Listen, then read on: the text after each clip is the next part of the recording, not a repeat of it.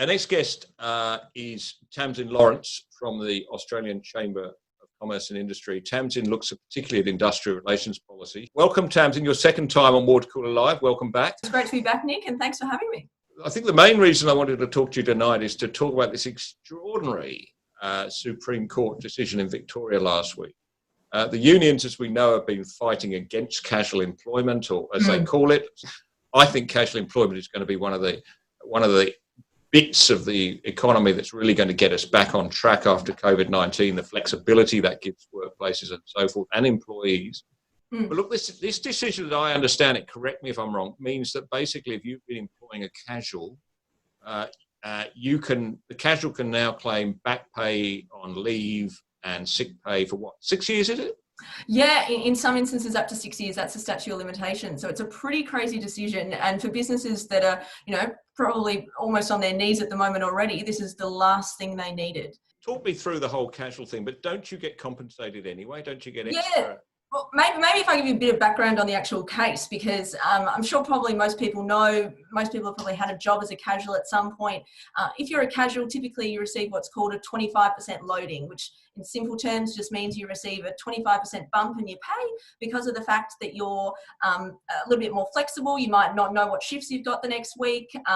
You're typically, someone who works in a restaurant or a pub or a club or any of those kind of things. Usually everyone, fast food, students, single mums, these kind of people are the ones who take up these jobs as casuals. Usually that's the first job we ever have. And this Rosado decision's kind of thrown all of that up in the air, because essentially what happened was the CFMEU in this instance challenged a casual worker on a mine site and said, even though this guy had been employed under six different employment contracts, all of them had said that he was a casual worker. He'd been working at 2 different mine sites, but he'd been with the same company for 3.5 years. So the unions challenged that and said, well, no, he's not a casual. He's actually a permanent employee because of how you've treated him. And on that basis, you owe him all these entitlements. You owe him his annual leave. You owe him redundancy pay. You owe him compensation for sick pay if he had taken sick leave, etc. And this threw up this bit of a problem, because most people, for as long as we'd had casual workers, had assumed that casuals are casuals when you sign a contract that says you're a casual and when you get paid 25% more. So unfortunately, the full bench of the federal court said, no, that's not really how it works. The employee can agree to that. The employer can agree to that. But the court can come in and say, actually, we've looked at what your type of relationship is. And in this instance, they said, well, because that person had a roster that gave him some level of certainty about the next shifts that were coming up, and because he was a FIFO worker, he was staying at accommodation sometimes. Because of that level of what they call a systematic and regular engagement as a casual, he's actually a permanent employee. Now, if that wasn't bad enough, the fact he'd been misclassified, the huge problem was because the company then said, okay, well, we've paid him this 25% loading, so could we just take that off our bill, basically? Because the contract said he was paid that in lieu of the fact he didn't get other entitlements like annual leave, sick leave, redundancy, and the like. And the court said, actually, no. The fact you paid him the 25% loading in lieu of actually means that he gets to keep the 25%. This is double dipping, isn't it, essentially? Exactly. And it's complete irony, right? Because the unions always say a fair day's work for a fair day's pay. Now, how ironic, they get to keep the other 25%. And then the company said, okay, well, if we can't set it off, and what they tried to do is use this new regulation the government had created to try and fix this problem, because this kind of issue had come up last year in this other case with the same employer. So they said, okay, well, this time we'll try a new argument. We'll say, well, accidentally we paid him 25%. So we're just going to take that money back and then pay him all the other entitlements if we can't fix the double dipping problem. But the court then said, oh, sorry, you took the risk of paying him the 25% loading. And because there's no term in the contract that allows him for you to take it back, he gets to keep it. So what this has really done for everyone who's employing a casual, and 60% of casuals are employed this way in this country, and there's 2 million casuals out there. So just simply do the math.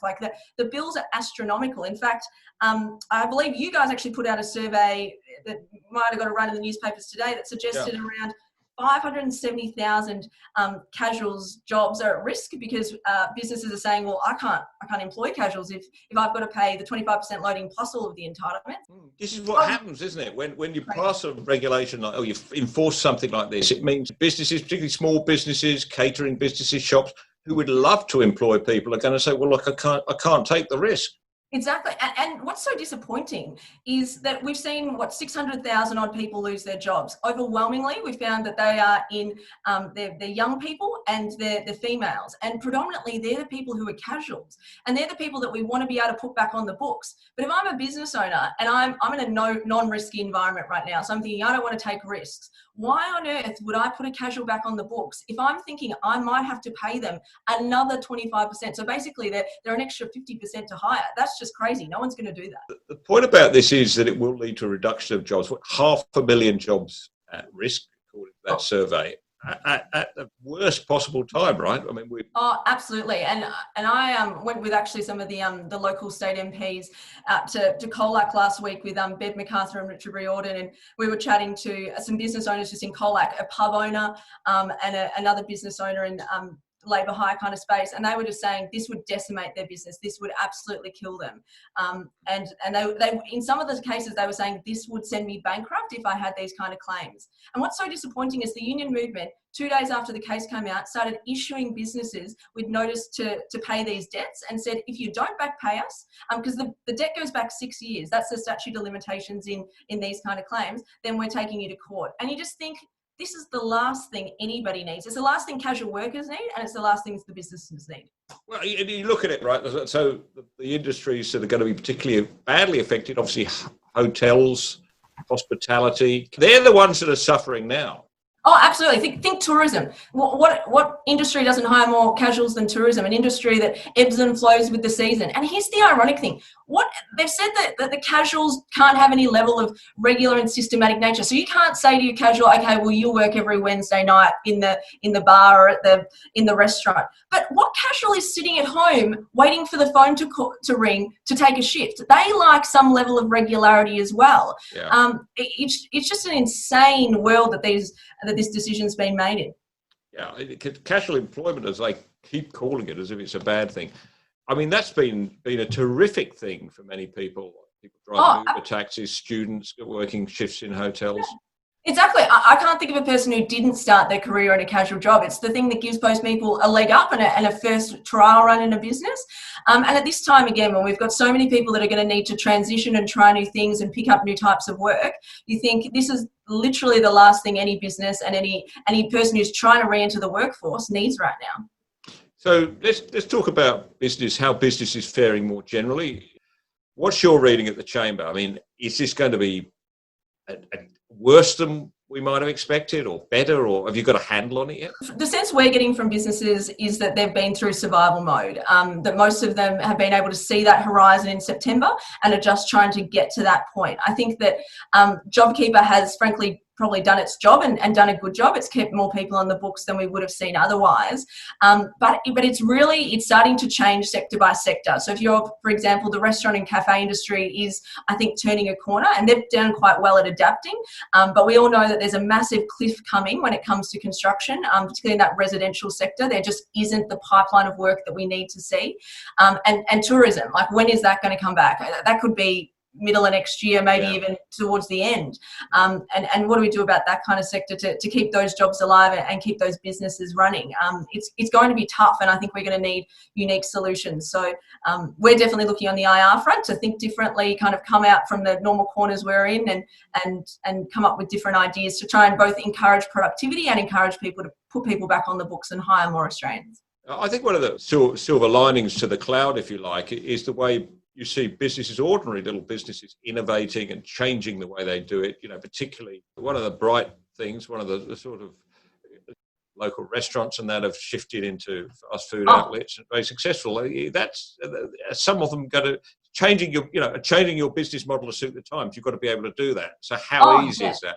Oh, well, look, I couldn't be a bigger fan of the restaurant industry. I don't know if you know a guy called Wes Lambert, but he and his industry are sensational. They have pivoted and adapted like nobody. And I think that they are a really great case example for other businesses to look at, to fight for survival, try and change and adapt. And I know lots of businesses, particularly cafes and restaurants, have done that during this period. And I think that they will really reap the rewards of that because they've tested out something different. We know a lot of businesses are saying now, actually, maybe I don't need to go back to the normal way I was trading before because I'm actually doing really well on takeaway. So I think that they're a real kind of unusual success story in this industry, and hopefully other businesses kind of learn from their example and come out of COVID and maybe look at doing things a little bit differently, because we aren't going to come out of this. It's not going to be a snapback straight away. So No.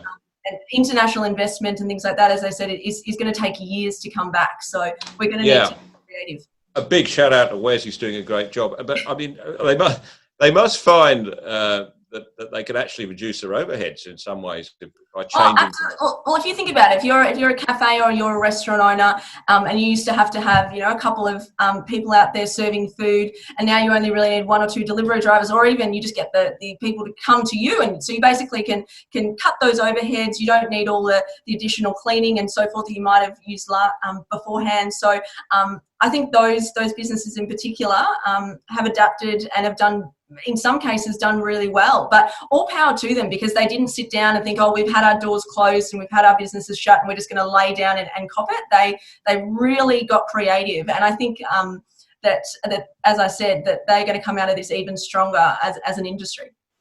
Yeah, I think that's right, and more power to them. And we're here. I've always been a great fan of Uber too. Uber is a exactly. Look, and they started delivering. They saw a market. They said, well, people aren't getting in cars. What can we do?